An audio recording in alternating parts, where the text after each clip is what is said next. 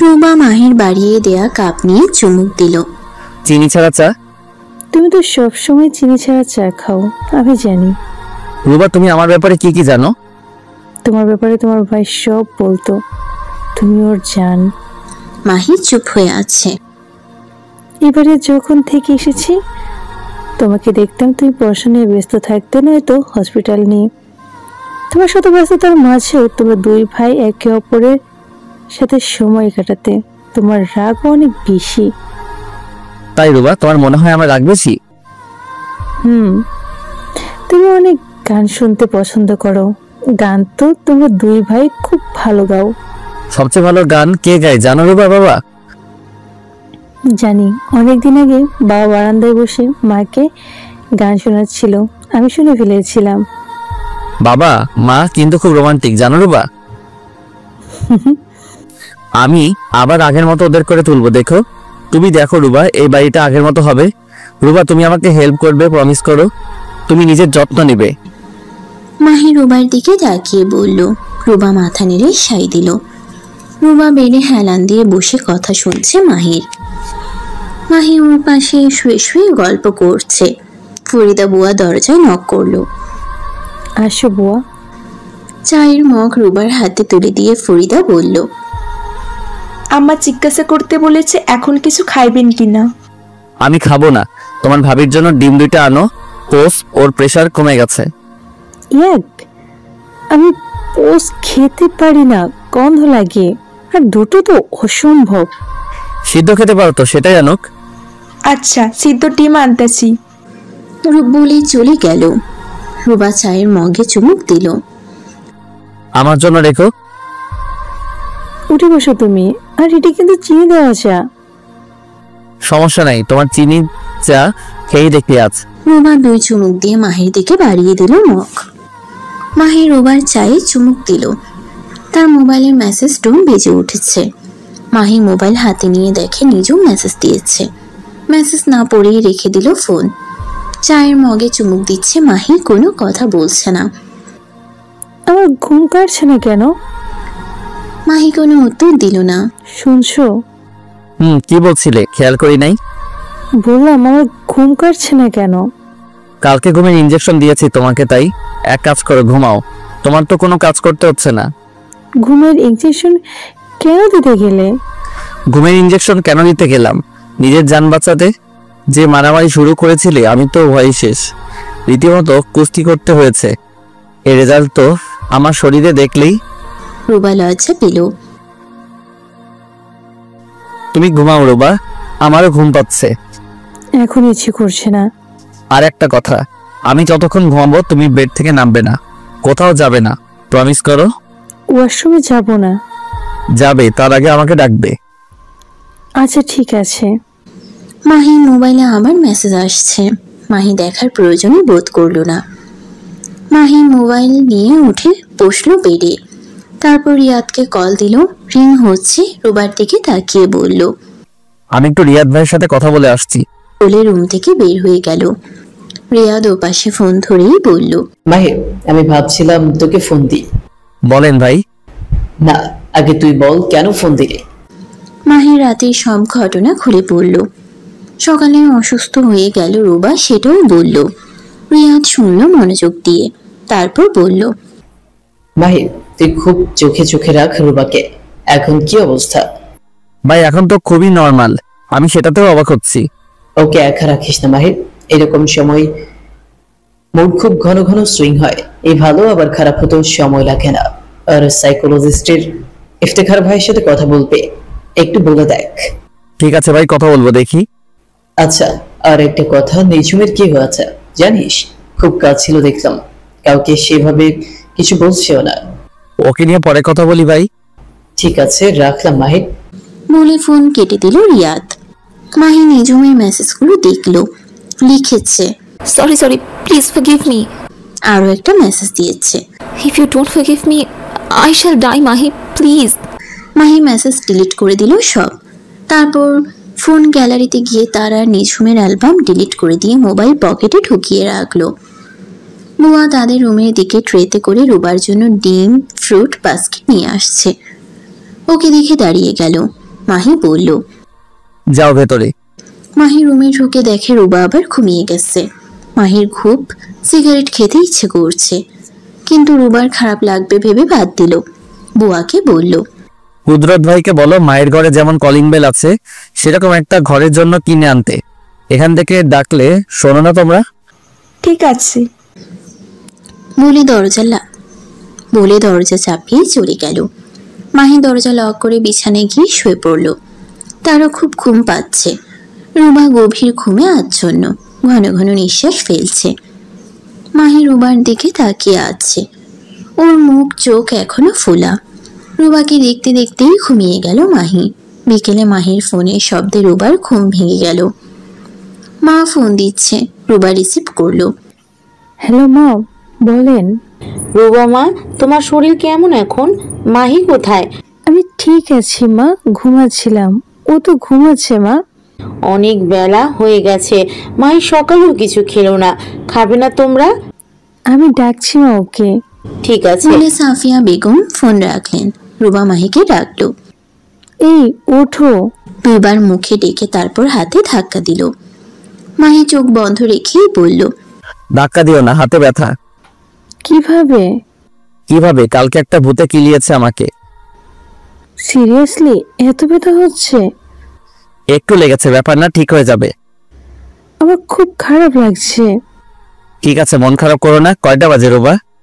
ও মাই god Ruba, বিকেল হয়ে গেছে। তোমার ওষুধ ছিল দুপুরে? মা তোমার মোবাইলে ফোন দিয়েছিল। তুমি কিছু খাওনি সকাল থেকে? ইচ্ছা করছিল না, কিন্তু এখন খিদে পেয়েছে খুব। আমি কি নিয়ে এসি খাবার? অসম্ভব, কোথাও যাবে না তুমি। লোকজন আছে, ওরাই আনবে। বলে চোখ খুললো মাহি। রুবা অবাক হয়ে বলল। মাহি বাথরুমে ঢুকলো। রুবা বেড থেকে নেমে দাঁড়ালো। মাথা ভার লাগছে তার। আয়নার সামনে গিয়ে দাঁড়ালো। ও মা, চেহারা কি হয়ে আছে, শরীর কেমন দুলছে তার। এমন সময় মাহি এসে দাঁড়ালো রুমে। উঠে আসলে যে অসমে যাবে। যাব, কিন্তু দাঁড়াতে পারছি না, শরীর কেমন দুলছে। পারবে যেতে একা রুবা? পারবো। মাহি এসে ধরলো রুবাকে। মাহি ফোন হাতে নিয়ে বসলো। সাইকোলজিস্ট ডক্টর ইফতেখার ভাইকে ফোন দিল। ওনাকে সব ঘটনা খুলে বলার পর উনি বললেন, তুমি একটু বেশি সময় দাও আর ওকে একটু স্পেশাল ফিল করাও সব কিছুতে। এসব ক্ষেত্রে হাজব্যান্ডের আর কাছের মানুষের ভালোবাসাটা খুব ইফেক্টিভ হয়। আর নেক্সটে কিছু অস্বাভাবিক করলে আমার কাছে নিয়ে এসো। ফোন রেখে মাহি ওয়াশরুমের দরজায় এসে ডাকলো। Ruba, is everything okay? ঠিক আছে। রুবা সেলোয়ার কামিজ চেঞ্জ করে এসেছে। সবুজ রঙের একটা হাতের কাজের ড্রেস পরেছে। মাহি মুগ্ধ হয়ে ওকে দেখছে। আজ আর চোখ নামিয়ে নিল না, তাকিয়েই আছে। রুবা আয়নার সামনে দাঁড়িয়ে চুল আশ্রয় একপাশে একটা বেনি করলো। অনেকদিন পর সে নিজে এসব করছে। শিহাব যাওয়ার পর তার চুল আশ্রয় দিত বুয়ারা কেউ। ওর কিছুই করতে ইচ্ছে করতো না, আজ নিজেই করলো। মাহি পুরো সময়টা রুবার দিকে মুগ্ধ হয়ে তাকিয়ে আছে।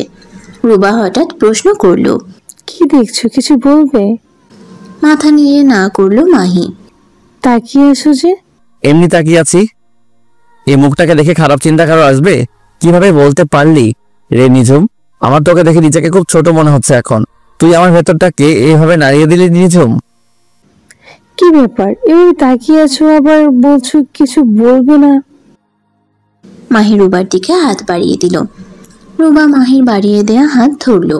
মাহি ওকে সোফায় বসিয়ে দিল, তারপর বলল, আমার মনে হচ্ছে তুমি পড়ে যাও। যদি তাই দেখছি, রুবা এখানে বসো, আমি খাবার দিতে বলি। সন্ধ্যায় মাহি রুবাকে ধরে ধরে পোর্চের উপর বাগানে নিয়ে এসে বসিয়ে দিল। দুজনেই ওখানে যখন বসেছিল তখন দূর থেকে ওদের দেখছিলেন সাফিয়া বেগম আর আজগর সাহেব। সাফিয়া বেগম বললেন, আমার ডিসিশন ঠিক ছিল মাহির বাবা, তোমার ছেলে সুখে থাকবে। দেখো ও কি যে যত্ন করছে রুবাকে, না দেখলে তুমি বিশ্বাস করবে না। আমি ওদের দুটোর জন্য সারাক্ষণ দোয়া করি, ওরা যেন তাড়াতাড়ি নিজেদের দূরত্বটা কমিয়ে ফেলে। মাহি সব ঠিক করে দেবে সাফিয়া, তুমি চিন্তা করো না। আমি কল্পনাও করি নাই আমাদের মাহি এত বুঝদার, এত বড় কবে হয়ে গেল। আমরা আসলে ভাগ্যবান বাবা মা। আল্লাহ আমাদের এত ভালো দুটো সন্তান দিয়েছেন। সাফিয়া বেগম আজগর সাহেবের হাতটা ধরলেন। অনেকদিন পর আজগর সাহেবও নিজের স্ত্রীর হাত শক্ত করে ধরলেন। চলো ভেতরে যাই, ওরা থাকুক ওদের মতো। সাফিয়া বেগম আঁচল দিয়ে চোখ মুছলেন। রুবা, বলো। তোর বন্ধু বান্ধবীদের সাথে যোগাযোগ করো না? আমার এত বেশি বন্ধু বান্ধব নাই, 2জন বান্ধবী আছে, ওরাই শুধু। আর ইদানিং যোগাযোগ আমি রাখি নাই। একটা জিনিস কি জানো, বেশি সুন্দরী মেয়েদের বেশি বন্ধু থাকে না। কেন? লোকজন ওদের হিংসা করে, বন্ধু হতে চায় না তাই। তাই বুঝি? কেন, তোমাকে তোমার বান্ধবীরা হিংসা করে না? না, হিংসে করবে কেন? আশ্চর্য। মাহি উঠে এসে রুবার সামনে ঝুঁকে বলল, তোমাকে যে কেউ হিংসা করার কথা। রুবা, যাও। বলে হেসে উঠল। মাহিও হাসছে। আচ্ছা চলো, রুমে যাই, গরম লাগছে এখানে। রুবা উঠে দাঁড়ালো। ওর হাত ধরলো মাহি। রুমে ঢুকে মাহি দেখে ফোনে নিঝুমের অনেকগুলো মিসড কল। মাহি বিরক্ত হলো। নিঝুম, যে অপমান তুই আমাকে আজ করেছিস, তারপর আমাদের আর কোনো কথা থাকতে পারে না। নিঝুম আবার ফোন করলো। মাহি কেটে দিল। মাহি শুধু এখন রুবাকে নিয়েই ভাবতে চায়। ওর জীবনে আর কেউ নেই। নিঝুমের জন্য যে খারাপ লাগা কষ্টটা ছিল, আজ সকালে নিঝুম সেটা কবর দিয়েছে নিজের হাতে। তোমার কি মন খারাপ লাগছে? মুখটা কেমন দেখাচ্ছে কেন? মাথা ব্যথা করছে, শুয়ে থাকি একটু। মাহি চোখ বন্ধ করে সোজা হয়ে শুয়ে আছে। রুবা মাহির পাশে এসে বসলো বেডে। ঘরের আলো কমিয়ে দিল সে। বেশি আলো কষ্ট দেয় মাইগ্রেনে। রুবা মাহির মুখের দিকে তাকিয়ে আছে। হাতটা রাখলো মাহির মাথায়। কেন জানি তার খুব অস্থির লাগছে মাহির কষ্ট দেখে। ঝুঁকে মাহির কাছে এসে ফিসফিস করে বলল, মাথায় বেশি যন্ত্রণা হচ্ছে তোমার? হুম। হাত বুলিয়ে দিই, ভালো লাগবে। থাক, মাথায় কোনো যন্ত্রণা নেই, আমার বুকের ভেতর বেশি কষ্ট। রুবা, তোমাকে কিভাবে বলি সেটা? মাহির চোখ দিয়ে কয়েক ফোঁটা পানি বেয়ে পড়ছে। রুবার মাহির জন্য বুকের ভেতরে কেমন অস্থির লাগছে। ওর কষ্ট দেখে এত খারাপ লাগছে, সে ছুটে বের হয়ে গেল রান্নাঘরের দিকে। ওকে দেখে দুই বুয়া অবাক হয়ে গেল। ভাবি গো, আপনি উঠে আনলেন ক্যারি? কি লাগবো? আদা দাও আছে? আছে, কিন্তু কি করবেন ভাবি? দূর, আগে বের করো। ফরিদা আদা বের করে দিল। ভাবি, আম্মা যদি দেখে আপনি রান্নাঘরে, আমার চান্স শেষ। কি লাগবো আমি বানাই দিই। চার পাতিল কোথায় বুয়া? এই যে পাতিল, আমি চা বানাই। না, আমি করব, সরো তোমরা। ভাইজান কয় আল্লাহ জানে আজ আমার কপালে কি আছে। রুবা মাহির জন্য আদা চা বানালো। মাইগ্রেনে আদা চা আরাম দেয়। ও সবসময় বাবাকে বেশি করে আদা দিয়ে চা বানিয়ে দিত মাথা ব্যথা করলে। তাড়াহুড়া করতে গিয়ে গরম চা ছাকার সময় নিজের পায়ে ফেলে দিল রুবা। ও চিৎকার দেওয়ার আগেই দুই বুয়া চিৎকার দিয়ে ঘর মাথায় তুলল। সাফিয়া বেগম ছুটে আসলেন রান্নাঘরে। রুবাকে দেখে তিনি তো আকাশ থেকে পড়লেন। কি হয়েছে? রুবা এখানে কেন? রুবা চুপ করে আছে। ফরিদা চিৎকার করে বলল, আম্মা, ভাবির পাও গরম চা পড়ছে। কি? সাফিয়া বেগম চিৎকার দিয়ে উঠল। লাইনে বরফ বের করে রুবার পায়ে ধরল। সাফিয়া বেগম বললেন, আমি তো কিছুই বুঝতে পারছি না। ও এই শরীর নিয়ে রান্নাঘরে কি করছে? মাহি বাসায় নেই, কোথায় সে? মা প্লিজ প্লিজ, ওকে কিছু বলবেন না মা। রুবাকে ধরে ধরে ওরা চেয়ারে বসালো। সাফিয়া বেগম প্রশ্ন করল, এখন বলো তো রুবা, ঘটনা কি? ওর খুব মাথা যন্ত্রণা হচ্ছে মা, আমি তাই আদা চা করতে এসেছিলাম। মাহির মাথা ব্যথা? হুম। তুমি এখানে? মাহি জানে ও কোথায়? মা, ও চোখ বন্ধ করে শুয়ে আছে, ওর অনেক কষ্ট হচ্ছে। দীর্ঘশ্বাস ফেলে সাফিয়া বেগম বললেন, তুমি না রুবা, আমাকে ছেলের কাছে বকা খাওয়াবা। ও জানলে কি করবে জানো? আমার ভয় করছে মা। আম্মা, ভাবির পা অনেকটা পুড়ছে। বাসায় বার্নাল আছে? না আম্মা। কুদরাতকে আনতে পাঠাও শীঘ্রই। আর পেস্ট আনো ফারিদা। লাইলি নিচে দৌড় দিল। সাফিয়া বেগম পেস্ট লাগিয়ে দিলেন রুবার পায়ে নিজের হাতে। বললেন, যাও এখন রুমে, তোমাকে না দেখলে আবার অস্থির হবে আরেকজন।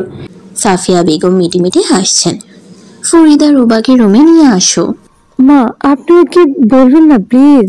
আমার ছেলে এমনি টের পাবে, যাও এখন তাড়াতাড়ি, পাগল মেয়ে একটা। রুবা পা টিপে টিপে রুমে ঢুকলো। ফরিদা ফিসফিস করে বলল, বেশি কষ্ট হইতাছে ভাবি। আমি ওষুধ নিয়ে আসতেছি, আপনি চুপ কইরা শুয়ে থাকেন, যান। ফরিদা বের হয়ে গেল। রুবা সাবধানে এসে বিছানায় শুয়ে পড়ল। রুবার নাড়াচড়াতে মাহির তন্দ্রা ভেঙে গেল। রুবা চোখ বন্ধ করে ঘুমের ভান করলো। মাহি উঠে বসলো। তারপর ঘর থেকে বের হয়ে কুদরতকে ফোন দিল সিগারেট আনার জন্য। ততক্ষণ সে পড়ছে বসে রইল চুপচাপ। বেশ অনেকক্ষণ পর কুদরত সিগারেট নিয়ে সিঁড়ি দিয়ে উঠছে দেখে মাহি সিঁড়ির দিকে এগিয়ে গেল। মাহিকে এগিয়ে যেতে দেখে ফরিদা আর লাইলি দৌড় দিয়ে পালালো রান্নাঘরে। কুদরত সিগারেটের প্যাকেট আর বার্নল দুটো মাহির হাতে দিল। মাহি অবাক হয়ে বলল, বার্নাল কেন? লাইলি কইল বাবির পায়ে চা বানাতে গিয়ে গরম চা পড়ছে, পা পুইরা গেছে।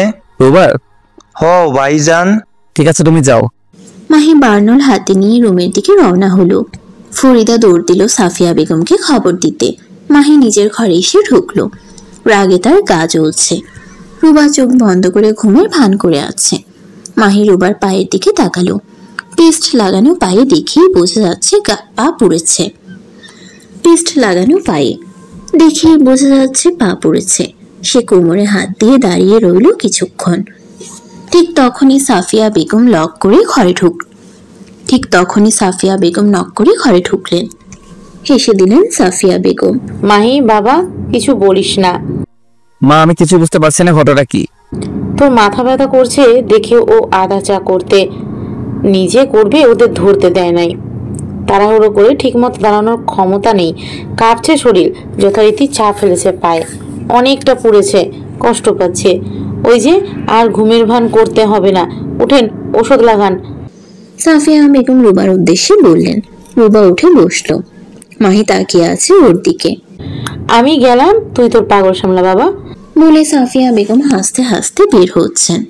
মা আপনি যাবেন না, ও ভোগবে মা। চুপ। সাফিয়া বেগম ওদের রুম থেকে বের হয়ে এলেন। অনেকদিন পর আনন্দে তার চোখ ভিজে গেল। মাহি রুবার দিকে তাকালো চোখ গরম করে। রুবা মুখ ফিরিয়ে নিল অন্যদিকে। রুবার পায়ের কাছে এসে ফ্লোরে বসলো মাহি। রুবা পা সরিয়ে নেওয়ার চেষ্টা করছে। মাহি শক্ত করে চেপে ধরলো পা। লাগছে। একদম চুপ রুবা। ধমক দিল মাহি। মাহি বার্নল বের করলো। ইস এতটা পড়েছে, আগে বলো রুবা, আমি চা খেতে চেয়েছি আর তুই কেন বানাতে গেছো? বাসায় লোকজন নেই। তোর মাথা ব্যথা হচ্ছিল তাই। আমার মাথায় ব্যথা পেলেই এই শরীর নিয়ে তোমাকে যেতে হবে চা বানাতে? তোমার অনেক কষ্ট হচ্ছিল, তোমার কষ্ট দেখে। রুবা কাঁদো কাঁদো গলায় বলে ফেললো কথাটা। মাহি কেঁপে উঠল রুবার কথায়। রুবার মুখে কথাটা শুনে মাহির সমস্ত শরীর ঝিমঝিম করে উঠল। মনে মনে বলল, আমার তো মাথায় কিছু হয়নি, মিথ্যা বলেছি, মাথা ব্যথা। আমার কষ্ট ছিল মনের ভেতর রুবা, তাও অন্য কারো দেয়া। আর তুমি অস্থির হচ্ছ? আমার কষ্ট হলেই কি রুবা? জানি না। রুবার পায়ে বার্নল লাগিয়ে ওর পাটা মাহি নিজেই বুকে চেপে ধরলো। কি সুন্দর পাটা এভাবে পুড়ালে তুমি, পাও কারো এত সুন্দর হয়? মাহি রুবার দিকে তাকিয়ে বলল। রুবা লজ্জা পেয়ে বলছে, ইস ছাড়ো পা। ছাড়বো না। আজ তুমি বলবে কেন তুমি এত কষ্ট পেলে। মাকে ডাকবো কিন্তু। ডাকো, আমার সমস্যা নাই। মা। আরো জোরে ডাকো, আজ বলতেই হবে। আমি পা ছাড়ছি না, দেখো। এই রাতে দুজন কষ্ট পেয়ে অস্থির মাহির জন্য। একজন মাহির কষ্ট দেখে আরেকজন মাহিকে কষ্ট দিয়ে। মাহি হেসে বলল, রুবা তুমি বলবে আজ? দাঁড়াও, কালকে রাতে তুমি পাগলামি করেছো, আজ দেখো আমি কি করি। প্লিজ আমার পা ছাড়ো। ছাড়বো না। তুমি কি এভাবে আর পা ধরে থাকবে নাকি? থাকবো। মাহি রুবার পায়ের পোড়া জায়গায় ফু দিচ্ছে। রুবা খুব কষ্ট হচ্ছে? একটু জ্বলছে। একটু না, অনেক বেশি জ্বলার কথা। তুমি এরকম পাগলামি কেন করতে গেলে? তোমার শরীর ভালো না, একা ওয়াশরুমে যেতে পারছো না, আমার জন্য চা করতে রান্নাঘরে চলে গেলে। আর গিয়ে বলে আসলেই হতো, নিজের করার দরকার ছিল না। আমার মধ্যে কি ওরা করতে পারতো? এই চা বানানোর এক্সপার্ট আমি। হাসলো রুবা। মাহি তাকালো রুবার দিকে। তাই বলে এতটা কষ্ট নেওয়ার দরকার ছিল না। তুমিও তো সারাদিন আমার জন্য কত কি করছো। শোধ দিচ্ছ? হ্যাঁ দিচ্ছি, যাও। আর কি কি দিলে শোধ দিবা রুবা? তুমি যা যা দিবা সব। মাহি পায়ে ফু দিতে দিতে বলল, তাই বুঝি? আমি কষ্ট দিলে রুবা? তুমি আমাকে কখনো কষ্ট দিতেই পারো না, আমি জানি। যদি দেই রুবা? তোমার কি মনে হয় তুমি কষ্ট দিলে আমি তোমার কষ্ট দিতে পারবো? না। মাহি মাথা নেড়ে বলল। মাহি বিড়বিড় করে বলল, রুবা, আর যদি আদর ভালোবাসা দেই? রুবা লজ্জায় লাল হয়ে গিয়ে বলল, জানি না, এখন পা ছাড়ো প্লিজ। মাহি রুবাকে চমকে দিয়ে ঠোঁট নামিয়ে ওর পায়ে চুমু দিল। যাও, ছেড়ে দিলাম। আমার জন্য এত কষ্ট যন্ত্রণা পেলে একটা কিছু তো পাও না, তাই না? রুবা চোখ ঢেকে ফেললো তার হাত দিয়ে। মাহি রুবার দিকে তাকিয়ে মনে মনে বলল, আজকে আমার মনের যে অবস্থা, আজকে একজন যে আঘাত আমাকে দিয়েছে, আর আজ তুমি আমার জন্য নিজেকে যে কষ্ট দিলে রুবা, তার বিনিময় শত সহস্রবার আমি তোমার এই পা আমার বুকে ধরে রাখতে পারবো। তুমি শুধু আমাকে আর একটু সময় দাও, আর একটু সাহস দাও, আর একটু সামান্য ভালোবাসা দাও। আজ আমার ভালোবাসার খুব দরকার। আর লজ্জা পেতে হবে না। চলেন যাই, ডিনার করে আসি। বলে হাত বাড়িয়ে দিল মাহি। রুবা মাহির হাত ধরল। নিঝুম দুপুরে হসপিটাল থেকে ফিরে সেই যে নিজের রুমে ঢুকেছে, একবারও বের হয়নি। মাহি যেদিন তাকে বলল সে রুবাকে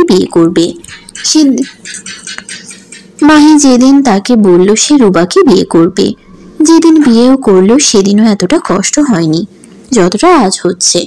কারণ আজ সে মাহিকে এমন কষ্ট দিয়েছে যা দেওয়ার কথা কোনোদিনও কল্পনাও করেনি। এত বড় অপবাদ দিয়েছে, নিজেই লজ্জায় দুঃখে এখন মরে যেতে ইচ্ছে করছে নিঝুমের। মাহি তো ঠিকই বলল, আমি কি সত্যি ওকে ভালোবাসি? ভালোবাসার মানুষকে এভাবে কেউ অপবাদ দেয়? ছি, কি করলাম আমি? আগে তো মাহি আমাকে তাও ভালোবাসার দৃষ্টিতে দেখতো, আমার জন্য আফসোস করতো, আর আজ থেকে আমাকে ঘৃণা ভরে দেখবে। আমি কিভাবে সহ্য করব মাহির এই ঘৃণা? আমি তো তোকে জানি, তুই ভালোবাসলে কতটা উজাড় করে ভালোবাসিস, আর ঘৃণা করলে তোর ঘৃণাও কতটা মারাত্মক। এত যে বুঝি, আর সে আমি আজ কি করলাম? আজ তোর গলায় আঁচড়ের দাগগুলো দেখে আমি পাগল হয়ে গিয়েছিলাম রে মাহি। তারপর তোর আর রুবার উপর রাগ থেকে কি জঘন্য অপবাদ দিয়ে ফেললাম, নিজেও বুঝতে পারিনি। আমাকে একটা সুযোগ দে প্লিজ, আমি তোর কাছে মাফ চাইতে চাই। নিঝুম কাঁদছে। কথাগুলো সে লিখে হোয়াটসঅ্যাপে মাহিকে পাঠিয়ে দিল। নিঝুম, এই নিঝুম, দরজা খোল তাড়াতাড়ি। রিয়া দরজায় নক করছে। কখন থেকে দরজা বন্ধ করে আছিস, খোল। নিঝুম চোখ মুছে বিছানা থেকে উঠে দরজা খুলে দিল। কি হয়েছে তোর? মাথা ব্যথা করছে। রিয়া এক্সাইটেড হয়ে হঠাৎ বলা শুরু করলো, নিঝুম নিঝুম নিঝুম, দারুণ খবর আছে। আবু হাত ছাড়, কি হয়েছে বল। নিঝুম, সাজ্জাদের বাসার লোকজন আসছে বিয়ের কথা বলতে। একটু আগে সাজ্জাদ ফোন দিয়ে বলল, আর আব্বুকে ওর বাবা ফোন দিয়েছে। নিঝুমের কোনো প্রতিক্রিয়া হলো না শুনে শুধু বলল, ও কি খুশি না তুই নিঝুম? আপু মাথা ব্যথা করছে, তাই খুশি হওয়াটা দেখাতে পারছি না এখন। মনে মনে নিঝুম বলল, যখন চেয়েছিলাম খুব তোর বিয়েটা হয়ে যাক, তখন তো হলো না। আর আজ তোর বিয়ে হলেই কি, আর না হলেই আমার কি? আমার তো সব শেষ। নিঝুমের চোখে পানি চলে আসছে। তোর চোখে পানি কেন? রিয়া বলল বেশি কষ্ট হচ্ছে। আচ্ছা ঠিক আছে, তুই শুয়ে থাক, আমি যাচ্ছি। রিয়া চলে যাচ্ছে। নিঝুম পিছন থেকে বলল, আপু কংগ্রেচুলেশনস। থ্যাঙ্কস, রেস্ট নে। নিঝুম মোবাইল নিয়ে দেখে মাহি মেসেজ সিন করলো কিনা। না, এখনো আনসিন। নিঝুম বালিশে মুখ ঢেকে কাঁদছে আবার। কি করলাম এটা কি করলাম? মাহি রুবাকে নিয়ে মায়ের সঙ্গে আর অনেকদিন পর বাবার সঙ্গে ডিনার করলো। বাবা রুবার সঙ্গে কথা বলল, ওর শরীরের ওর পায়ের খোঁজ নিল। মাহির খুব ভালো লাগছে তার পরিবারটা দেখে। হ্যাঁ, ভাইয়ার চেয়ারটা খালি না রেখে সে বসেছে, কারণ ভাইয়ার রেখে যাওয়া সব কাজ এখন তাকেই করতে হবে যে। সাফিয়া বেগম বলল, আমি ওই দুজনকে আচ্ছা বকা দিয়েছি মাহি, ওদের উচিত ছিল আমাকে খবর দেয়া। বকা তুমি তোমার রুবাকে দাও মা। তখন তুই শুধু বকছি আমাকে। ও শুধু বকছি, আর কিছু করি নাই। রুবা চোখ বড় করে তাকালো মাহির দিকে, মনে মনে বলল, কি বলা শুরু করলা বাবা মায়ের সামনে? পাগল নাকি? আমি যে এতক্ষণ ওষুধ দিয়ে দিলাম, ফু দিলাম, আরো বলবো? রুবা টেবিলের নিচ দিয়ে মাহির পায়ে নিজের পা দিয়ে চাপ দিল। থাক মাহি, বেচারি তোমার ভালোর জন্যই চা করতে গিয়েছিল, আর বকো না তো। সাফিয়া বেগম হেসে উঠল। তার খুব আনন্দ লাগছে, অনেকদিন পর নিজের বাসাটাকে নর্মাল লাগছে। সাফিয়া বেগম উঠে এসে রুবার গালে গাল ছুঁয়ে আদর দিয়ে বলল, মাহি তুই ওর পিছনে আর লাগবি না, বলছি মেয়েটা অসুস্থ আর তুই রাগ হচ্ছিস। রুবা মাহির দিকে তাকিয়ে ভেঙচি কাটল। এই রুবাকেই মাহি চাই, ওর জন্য, ওর বাবা মায়ের জন্য। মনে মনে মাহি হাসলো। বাবা মাহিকে বলল, তোমার মাথা ব্যথা কমেছে? ঠিক আছে বাবা। খাওয়া শেষ করে ওরা আরো অনেকটা সময় বাবা মায়ের সাথে বসে গল্প করলো। মাহি মোবাইলে নিজুমের মেসেজ এসেছে। মাহি দেখেও সিন করলো না, মোবাইল পাশে ফেলে রেখে সবার সঙ্গে গল্পে মনোযোগ দিল। ডিনার করে বাবা মায়ের সাথে সময় কাটিয়ে ওরা দুজন যখন রুমে ঢুকলো তখন ঘড়িতে 12:15। মাহি রুবাকে ওষুধ খেতে দিয়ে বলল, কালকে দুপুরের দিকে আমার একটা কাজ আছে, এখনো কনফার্ম না। আমি বাসায় না থাকলে তুমি কিন্তু আবার উল্টাপাল্টা কাজ করা শুরু করো না। আমি আবার কি উল্টাপাল্টা কাজ করি? রুবা, তুমি আজ যা দুর্ঘটনা ঘটালে মা এসে পড়লো তাই কিছু বলি নাই। আমি কিন্তু খুব রেগে গিয়েছিলাম। সবাই ঠিক ছিল, হাতে কেঁপে ঝাঁটা পড়ে গেল, এই যা আর কি। তাই না রুবা? এটাই আর করো না। তুমি কি হসপিটালে যাবে? না রুবা, একজনের সাথে দেখা করতে যাব। ও আচ্ছা। মাহি বিছানায় এসে রুবার পাশে বসতে বসতে বলল, একটা অনুমতির দরকার ছিল তোমার কাছে। কিসের অনুমতি? সোফায় ঘুমিয়ে আমার অভ্যাস নেই, কয়দিন ঘুমিয়ে আমার পিঠ ব্যথা হয়ে গেছে। তুমি অনুমতি দিলে আমি বিছানায় ঘুমাতে চাই। এর জন্য আমার অনুমতি লাগে? তোমার ঘর, তোমার বেড। তারপরও লাগে। তুমি এখানেই ঘুমাতে পারো। থ্যাঙ্কস। আর একটা অনুমতি লাগবে। আবার কি? আমি শুধু একটা সিগারেট খেতে চাই, সেই অনুমতি চাই। আচ্ছা ঠিক আছে, ঘরেই খাও, বাইরে খুব গরম। না, এসির ভেতরে খাবো না, বেশি সময় নিব না, জাস্ট 5 মিনিটস। বলে মাহি বের হয়ে গেল। সিগারেট ধরিয়ে মাহি রিয়াদকে মেসেজ দিয়ে আগামীকালকে রিয়াদের সাথে দেখা করার সময়টা ফিক্সড করলো। মাহি হোয়াটসঅ্যাপে নিঝুমের দেওয়া মেসেজটা পড়লো, তারপর ডিলিট করে দিল। সিগারেট শেষ করে মাহি 2 মিনিট বসলো আরো, তারপর রুমে ঢুকলো। রুমা বিছানায় শুয়ে পড়েছে। মাহি চোখে মুখে পানি দিয়ে বিছানায় এসে বলল, তুমি রাগ করনি তো সিগারেট খেতে চাইলাম বলে? না, রাগ করি নাই। তো চলো ঘুমিয়ে পড়ি, রাত অনেক হয়েছে। রুবা, তোমার পায়ের জ্বলনিটা কমছে? আগে থেকে কম। দাঁড়াও, আর একটু বার্নার লাগিয়ে দিচ্ছি। বলে মাহি বেড থেকে নেমে বার্নলটা নিয়ে এলো, তারপর হাত ধুয়ে এসে রুবার পায়ে লাগিয়ে দিল। ওষুধের জন্য রুবার চোখে রাজ্যে ঘুম চলে আসছে। লাইটগুলো অফ করে দাও রুবা, শুধু কর্নারের ওই ল্যাম্প শেডটা থাকুক। Good night.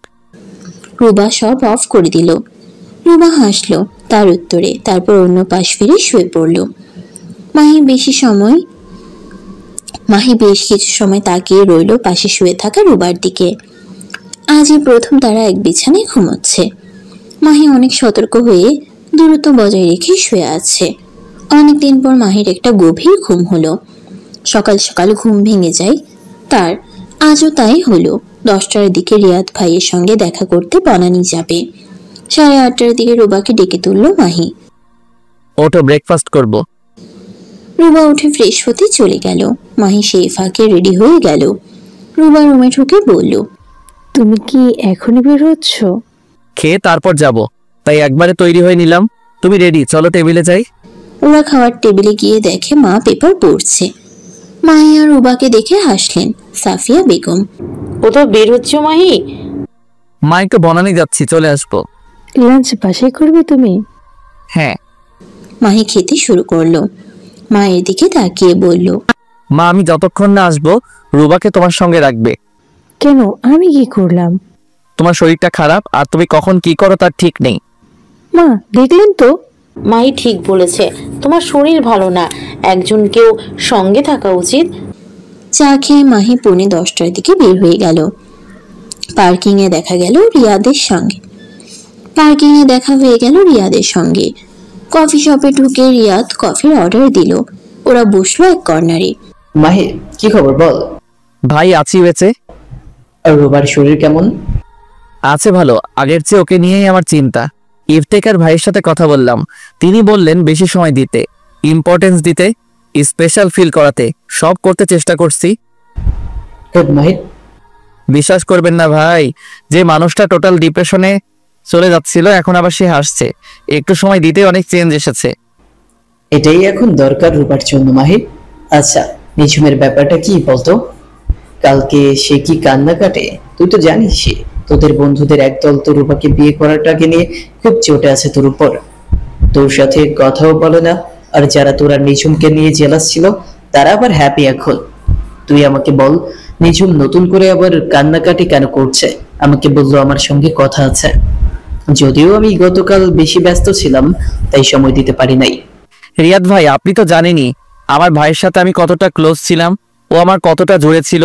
আর তারপর যে মানুষটার সঙ্গে আমি সব শেয়ার করি, পরামর্শ করি, আপনি হলেন সেই মানুষ। আপনার কাছে লুকানোর কিছু নেই। বলে মাহি গতকালে নিঝুমের সব কথা বলল রিয়াদকে। রিয়াদ সব শুনে বলল, নিঝুম তোর উপর এই অপবাদ দেওয়াটা কোনোভাবেই ঠিক করেনি, আমি অবশ্যই বলবো। কিন্তু ও আসলে তোকে হারানোর কষ্ট থেকেই করেছে কাজটা। নিঝুম এমন নয় যে রুবার প্রতি কর্ণশূন হয়ে বলে ফেলেছে, নিজের না পাওয়ার যন্ত্রণা থেকেই করেছে। তুই এটা ধরে বসে থাকিস না মাহির। রিয়াদ ভাই, আমি কারো কারো কাছে খুব খারাপ, আমি জানি। আমি সেদিন কি কি করতে পারতাম আর কেন করেছি সবাইকে ব্যাখ্যা করতে করতে ক্লান্ত। আমি স্বনামধন্য একজন ব্যারিস্টারের সন্তান, জন্ম হয়েছে প্রাচুর্যের ভেতরে। জীবনে যা কিছু চেয়েছি চাওয়ার আগে পেয়ে গেছি। আমার পরিবার তা ফুলফিল করেছে। স্বপ্নের মতো জীবন আমার। হঠাৎ একদিন তাসের ঘরের মতো আমার পরিবারের সুখ ভেঙে চুরমার হয়ে যায়। আমার পাহাড়ের মতো বাবা তার সবচেয়ে প্রিয় যোগ্য সন্তানের অপ্রত্যাশিত মৃত্যুতে একেবারে ভেঙে পড়েন। মা অসহায় তার সেই ছেলে সন্তান সম্ভব বিধবা স্ত্রীকে নিয়ে। যে পরিবার যে মা আমাকে সারা জীবন শুধু দিয়ে এসেছে, এক রাতে সেই মা জীবনের প্রথম কিছু চাইলেন আমার কাছে। চাইলো আমার প্রিয় ভাইয়ের স্ত্রী আর তার সন্তানের জন্য একটা নিরাপদ জীবন। আমার কাছে আমার পরিবার কখনো কোনো এক্সপেকটেশন রাখিনি, কিন্তু সেই রাতে মা অনেক আশা নিয়েই আসলে অসহায়ের মতো। আমি পারতাম ফিরিয়ে দিতে মাকে, খুব সহজ হতো, বরং সেটাই আমার কাছে। কিন্তু আমি পারিনি ভাই, কারণ এই প্রথম আমার কাছে মা কিছু চাইলো। হ্যাঁ, আপনি বলতে পারেন আমরা রুবাকে একটা ভালো জীবন দিতে পারতাম, কিন্তু কি সেটা? একটা হতে পারতো সারা জীবন আমার ভাইয়ের বউ হিসেবে বিধবার জীবন কাটানো, আর নয়তো আরেকটা বিয়ে। মাকে বিয়ের কথাটা যখন বললাম তখন মা বললেন, আমি একটা ভালো মানুষের গ্যারান্টি কাকে দিতে পারবো এই পৃথিবীতে? তোমাকে ছাড়া মাহি, নিজের সন্তানকে ছাড়া কারো গ্যারান্টি দেওয়া যাবে যে রুবাকে আর তার সন্তানকে আমাদের চেয়েও ভালো রাখবে? আমি সেদিন মায়ের এই কথার পর আর কথা খুঁজে পাইনি। নিঝুমের দোষী আমি ওকে ফিরিয়ে দিয়েছি। আমার স্বার্থ শুধু আমার পরিবারের ভেসে যাওয়া অবস্থাটা আটকানো ছিল ভাই, এর বাহিরে আর কি কিছু? আমি তো রুবার প্রতি আজ যে দায়িত্ব ফিলিংস ফিল করছি, এই সব কিছু বিয়ের পর। বিয়ের আগে তো ওকে নিয়ে আমার কোনো আকাঙ্ক্ষা ছিল না। তাহলে আমি সবসময় বলি, আমি যে সম্পর্কটা গড়েছি কিংবা গড়ব, সম্পূর্ণ সততা দিয়েই পালন করার চেষ্টা করছি। যেদিন আমি রুবাকে কবুল বলেছি সেদিন থেকে নিঝুমকে অন্য হাতে ধরে রাখাটা কি ওর জন্যও অপমানকর হতো না? নিঝুমের জন্য ভালোটা ভাবতে হলেও ওকে সামনে মুভ অন করানোর জন্য আমার থেকে দূর করতে হবে কিনা বলেন? আমি নিঝুমকে ওর চেয়ে বেশি চিনি। ও এখন আমার প্রতি আরো বেশি আকর্ষণ বোধ করছে। ও বারবার শুধু আমাকে ফিরে পেতে চাইছে। রিয়াদ ভাই, এটা কি খুব ভালো হতো? রুবা তো লাশের মতো পড়েই থাকতো বিয়ের পর। আমি যদি ওকে একটু মনোযোগ, একটু স্বামী হিসেবে প্রশ্রয় না দিতাম, সে ভাইয়ের ফেলে যাওয়া অস্তিত্ব নিয়েই পড়ে থাকতো ঘরে, আর আমি নিঝুমকে অলিক স্বপ্ন দেখিয়ে ঘরের বাহিরে মেতে থাকতাম। এটা ভালো হতো কি ভাই? ভাই, একটা মেয়ে বাবা মায়ের জন্য তাদের খাতিরে নিজের ভালোবাসা ত্যাগ করে আরেকজনকে বিয়ে করে। প্রথম দিন থেকে স্বামী শ্বশুরবাড়ি নিয়ে সুখে সংসার করতে থাকলে সেটা মেয়েটার স্যাক্রিফাইস হিসেবে ধরা হয়। আর এই কাজটা একটা ছেলে করলে কেন তাকে স্বার্থপর বলা হয় বলেন তো ভাই? ছেলেদের কি ভেতরে কষ্ট হয় না, নাকি ছেলেটা চিৎকার করে কাঁদতে পারে না বলে? মাহির, আমি তোর অবস্থাটা বুঝি রে ভাই। কি বলবো তোকে, পুরুষ মানুষের আবেগ নিয়ে এই সমাজ ভাবে না রে। আবেগের কপিরাইট শুধু মেয়েদের ভাগ্যেই। আমি চাই নিঝুম জীবনে মুভ করুক, আমার অস্তিত্বকে পেছনে ফেলে সামনে এগিয়ে যাক। সে আমার চরিত্র নিয়ে, আমার নৈতিকতা বোধ নিয়ে প্রশ্ন তুলতে পারে না। আমি তো শুধু তার প্রেমিক ছিলাম না, সারা জীবন সে আমাকে দেখেছে। আমরা ফার্স্ট কাজিন, তারপরও সে আমাকে বিয়ের পরদিন থেকে যা ইচ্ছা বলে আসছে। আমি তো মানুষ একটা। কষ্ট ভাই আমারও তো হয় নাকি? আর রুবার যা মানসিক অবস্থা এখন, সেদিন রাতে যা দেখলাম, আমি আমার জায়গায় যে কেউ থাকলেই বুঝতো রুবাকে ভালো রাখতে এখন কি দরকার। আমি তো একজন ডাক্তার, রোগী শারীরিক খারাপটা যেমন বুঝি, মানসিক খারাপটাও বুঝি। এই যেখানে আসলাম, ওকে মায়ের জিম্মায় রেখে এসেছি, কারণ ও এই খুব নর্মাল, এই সে অস্থির হয়ে যা খুশি করে ফেলছে। আমি তো ওকে ভালো রাখবো বলেই বিয়ে করেছি। ভাই একরকম যাচ্ছে, তাই ভাবে ফেলে রাখার জন্য নিজের নামের সঙ্গে জুড়ি নাই। তাই ওকে ভালো রাখতে আমাকে এখন ওর মনের মতো হতে হবে। ও যে স্পেশাল সবার জন্য, আগের মতোই সেই ফিলটা দিতে হবে। আমি এখন তাই করছি। তুই ঠিক আছিস? আমি জানি মাহির, তবু বলবো নিঝুমের সঙ্গে বসে একবার কথা বল, ওর কথাগুলো শোন, ওকে দুটো সান্ত্বনের বাণী শোনা। রিয়াদ ভাই, আমার ভালো মানুষিটা দেখলে নিঝুম আরো আমার বলয় থেকে বের হতে পারবে না, আমাতেই মেতে থাকবে। এটা খুব খারাপ হবে, বরং আমি যত খারাপ হব সে তত তাড়াতাড়ি সামনে এগিয়ে যাবে। তারপরেও চিন্তা করে দেখিস,